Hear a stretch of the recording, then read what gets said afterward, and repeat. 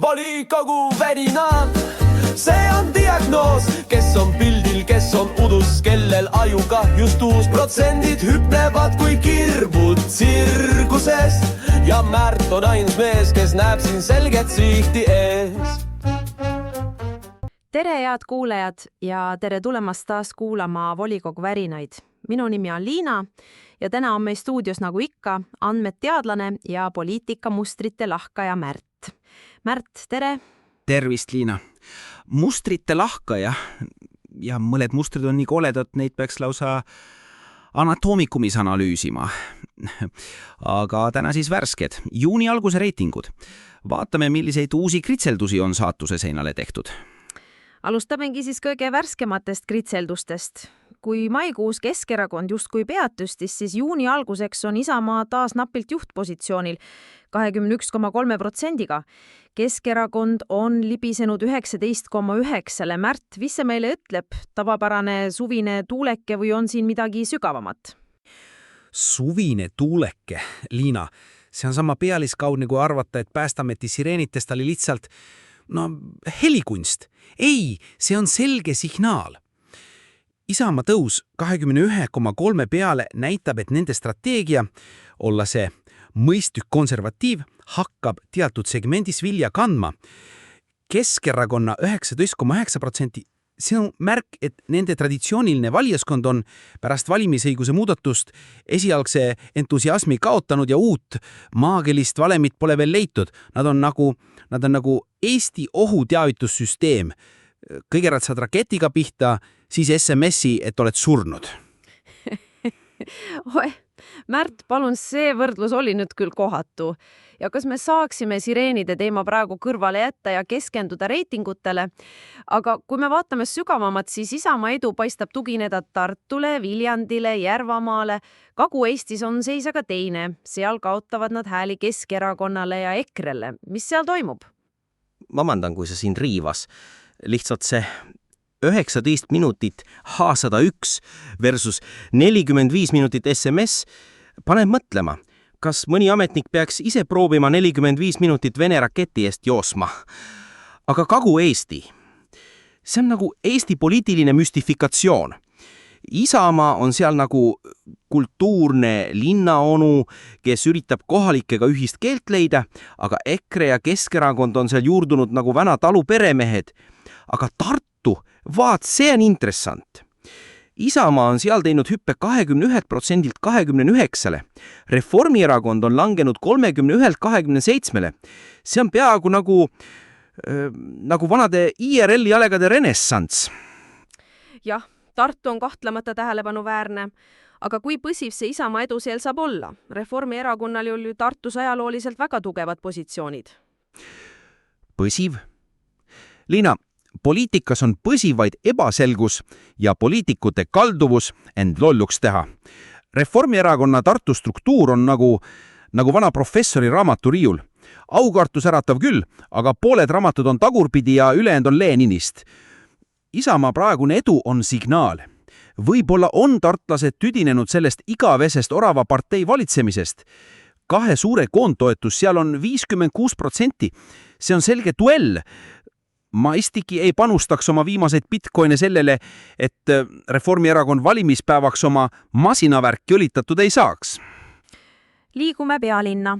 Keskerakond on veidi langenud 37,2-lt 36,1-le. Samas Isamaa, sotsid ja Reformierakond on endiselt tasavägisel real. Huvitav on aga parempoolsete tõus valimiskünnise piirimaidele. Mida see Tallinna poliitmaastikule tähendaks, kui nad sisse pääseksid? Parempoolsed Tallinnas, see on nagu see peinike juus praakvanamaja kandeseinas. Enamik ei mälkagi, aga insener teab, et see võib tähendada aeglast, kuid vääramatut varingut, mille lõpptulemust ei oska keegi täpselt ennustada. Nende potentsiaalsed 4 mandaati oleks just see X-faktor, mis võib segada kõiki seniseid koalitsiooni kalkulatsioone. See võib Keskrehvi liidi muuta sama tõenäoliseks kui selle mobiilihääletuse testtäppi veatu toimimise. Aga kui me räägime sellest Keskrehvi liidust Tallinnas, mis nüüd on ka meedias läbi käinud? Keskrehvi liit Tallinnas. See on nagu panna Putin ja Zelenski tandemrattale ja loota, et keegi ei pane pulka kodonatkasse. Võimalik, aga tulemus on ettearvamatu ja tõenäoliselt verine. Nii, sa ütled, et me ennustad uut tülimajja Tallinnas. Aga jätame pealinna intrigid korraks kõrvale ja vaatame ka teisi suuremaid keskuseid. Näiteks Pärnus on EKRE tõusnud Isamaaga praktiliselt samale pulgale. EKRE toetus seal lausa 24,6%, Isamaa 26,4%. Mida see Pärnu kontekstis tähendab, arvestades, et EKRE pereheitamist käigus laikus sealt ju suur osa kohaliku tuumikust? Pärnu. Suvepealinn, kus poliitilised tuuled on sama muutlikud kui ilmrannas. EKRE tõus seal isegi pärast sisemist verevalamist näitab, et see, nimetageme seda nahvuslikuks protestivaimuks, on Pärnus sügavamalt juurdunud, kui mõned arvasid. See on nagu need invasiivsed võõrliigid. Sa võid arvata, et oled neist lahti saanud, aga nad ilmuvad ikka ja jälle välja. Isamaa peab seal kõvasti pingutama, et oma positsiooni hoida, sest ka nende kohalik struktuur pole seal just monoliitne. See on pigem selline maletturniir, kus kahel poolel on paar vigurit kaotanud, aga mäng käib edasi. Maletturniir hea kõne. Kuidas need juunikuu numbrid siis laiemalt sobituvad viimase poole aasta trendidega? Näeme mingeid pikaajalisi nihkeid? Ja kas mais toimunud sündmused, see uus Reformierakonna ja Eesti 200 koalitsioonileppe või ka arutelud selle metsanduse suurdiili ja Andres Suti 70% ümber on kuidagi reitingutes kajastunud?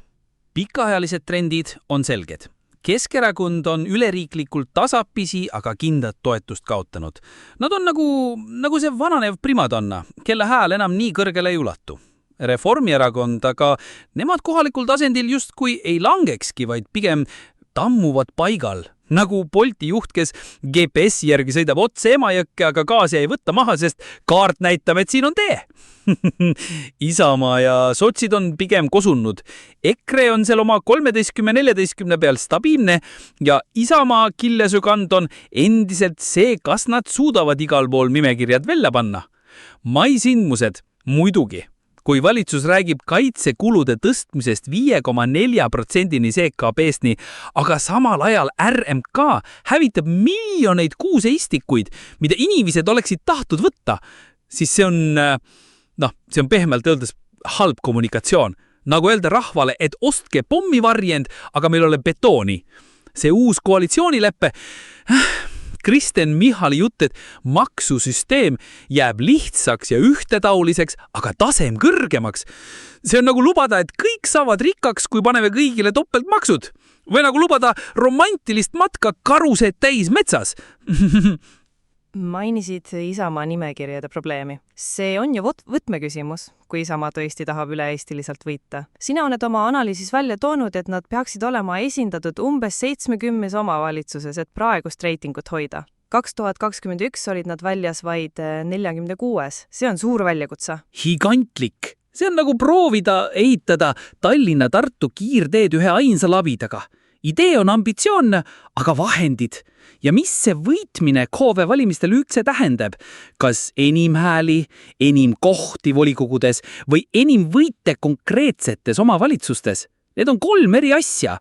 Valimisliidud võivad vabalt napsata enim esikohti valdades, isegi kui Isamaa saab enim hääli. Kes siis võitis? See on filosoofiline küsimus pealigu.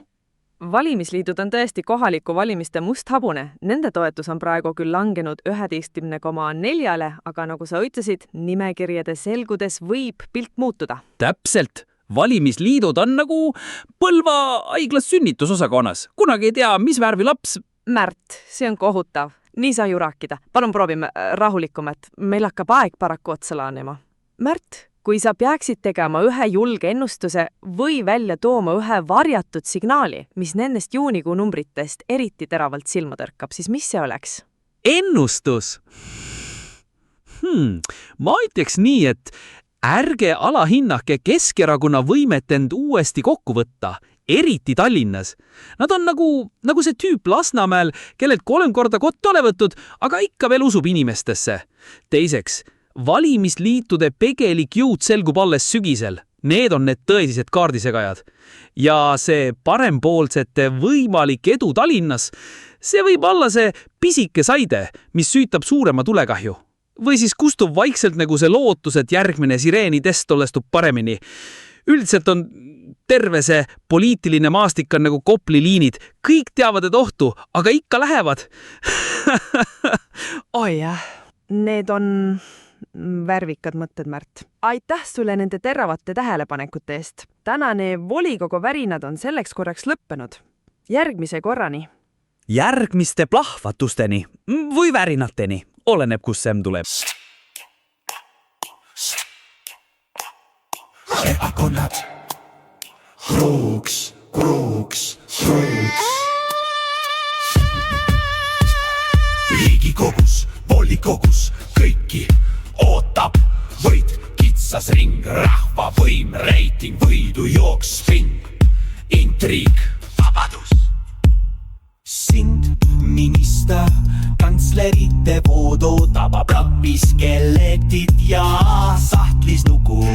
Elad, nõelad, vaata ette, et sa ei tugu. Ergates midagi puudu või valesti läinud.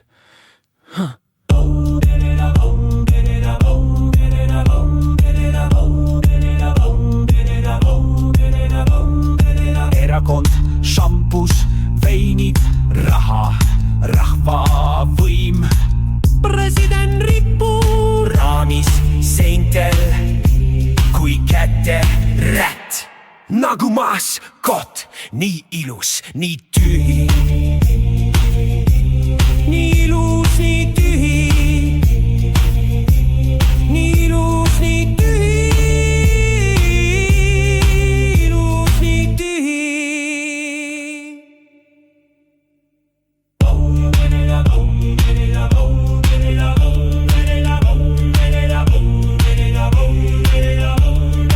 Juhidig riigi kindla käega. Pole parimad annad kuulsust, raha vetted haaradite taha, märged trotsid kuni havi käis sul kantud maha.